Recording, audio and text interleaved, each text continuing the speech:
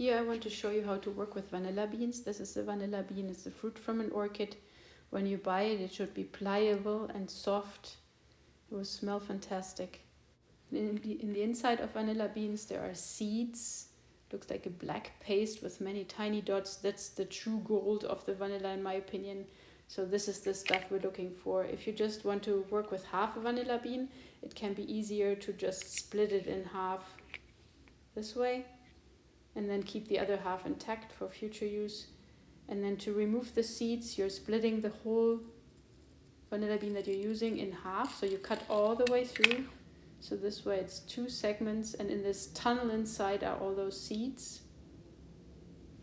And then use the back of a knife, the one that's dull, place it onto a cutting board or table and scrape along it, and you will be able to remove all those seeds from the bean. And this is the good stuff. And then the vanilla pod itself still has a ton of flavor left in it. So there's different ways how you can use this to your advantage. Vanilla beans are fairly expensive, so don't throw them out. Rather, I want to show you what to do with those. To cook it for a custard, for example, you would use the seeds and the bean for extra flavor.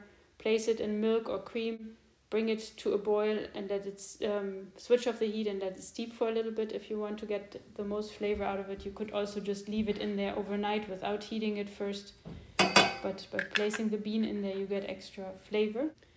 After it has been washed with cold running water and then dried on its own, you can shove it into sugar and create your own vanilla sugar in there. And then every once in a while, once it's dry, I put it in a food processor to make it smaller. Then I put it through a very fine sifter, and this way all the chunks of vanilla bean stay on the top and underneath is good vanilla sugar. Over time you can add more sugar to this, because then you're using the sugar, but there's still a ton of flavor in all those chunks. So put those chunks back, add extra sugar, give it a good stir, or shake the jar so that the sugar is mixed in. And this has years of shelf life. It's just sugar. So you get all the flavor from the beans.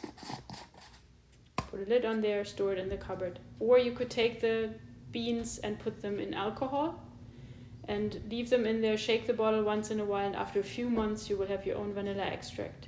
Or you could use a spice mill to grind the dried vanilla pods directly for your desserts.